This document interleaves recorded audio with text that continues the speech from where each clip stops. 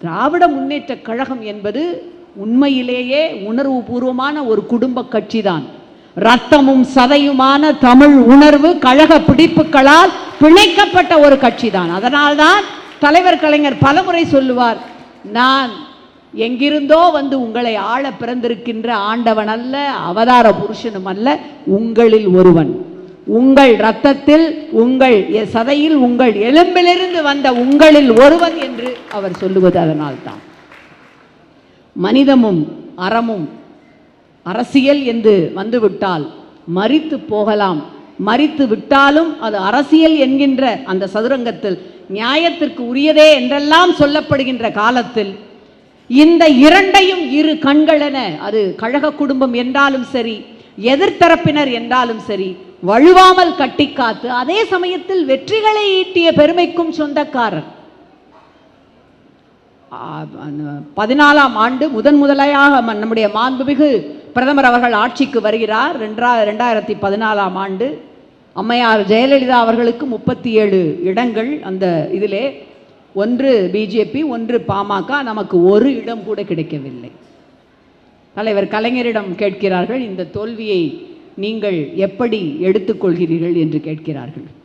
அப்பொழுதுதான் தம்பி இங்கே சொன்னான் அல்லவா மேடையிலே, என்னுடைய தம்பி, அந்த பதிலை அவர் அப்பொழுதுதான் சொல்லுகின்றார்.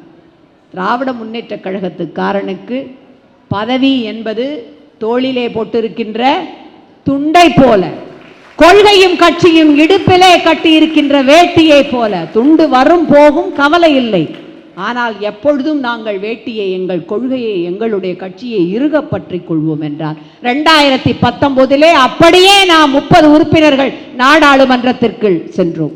குறித்து வைத்துக் கொள்ளுங்கள், அந்த வரலாறு திரும்பும். மீண்டும் நாம் அத்தனையும் மிக பெருவாரியான அத்தனை பேரும் வாக்கு வித்தியாசத்தில் கோட்டைக்கு செல்வோம்.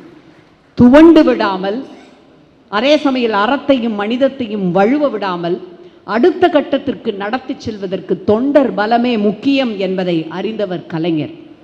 ஆகவே முத்து, கவுண்டம்பட்டி முத்து என்பவரோடு உரையை நான் நிறைவு செய்யலாம் என்று நினைக்கின்றேன். யார் இந்த கவுண்டம்பட்டி முத்து? தலைவர் கலைஞர் முதலில் குழித்தலையில் வென்ற பொழுது அவருடைய வெற்றிக்கு தோளோடு தோள் நின்றவர். சொல்லி இருக்கின்றார் தலைவர் கலைஞர், என்னுடைய அரசியல் வரலாற்றில் ஏதேனும் எனக்கு ஒரு கிரீடம் கிடைத்தால் 2 முத்துக்களை என்னுடைய கிரீடத்தில் நான் பதித்துக் கொள்ளுவேன். ஒன்று மதுரை முத்து, இன்னொன்று கவுண்டம்பட்டி முத்து என்று சொல்லி இருக்கின்றார். அவரை அழைத்து கொண்டுதான் குளித்தலை தேர்தலிலே வெற்றி பெற்றவுடன் பேரறிஞரை காண செல்லுகின்றார். அண்ணா அவர்கள் 2 பேரையும் அழைத்து 2 பேருக்கும் மாலைகளோடு அண்ணா தயாராக இருக்கின்றார். 2 பேருக்கும் மாலைகளை அணிவித்து இந்த வெற்றி தேரை இழுத்து வந்த இரட்டை குதிரைகளுக்கு என்னுடைய வாழ்த்துக்கள் என்று சொல்லுகின்றார். கடைசி வரை அந்த கவுண்டம்பட்டி முத்து, அண்ணாவும் தலைவர் கலைஞரும் எத்தனை பதவி கொடுக்க முன்வந்தாலும் வேண்டாம் என்று விட்டு கட்சி தொண்டனாக, கழக தொண்டனாகவே இருந்தவர். இந்த இயக்கம் அப்படி கவுண்டம்பட்டி முத்துக்களால் நிறைந்திருக்கின்ற ஒரு இயக்கம். யாரும் இந்த இயக்கம் இன்றோடு முடிந்தது, இனி எழவே முடியாது என்று கனவு காண வேண்டாம். கவுண்டம்பட்டி முத்துகள் போன்ற அவர்களுடைய இறக்கைகளை கொண்டு பீனிக்ஸ் பறவையை போல நாம் உயிர்த்து எழுதுவோம். நம்முடைய முத்துவேல் கருணாநிதி ஸ்டாலின் அவர்களுடைய தலைமையில் நாம் மீண்டும் வருவோம். நம்முடைய தலைவர் கலைஞர் அவருடைய நினைவை நெஞ்சிலே வைத்து போற்றுவோம். நன்றி, வணக்கம்.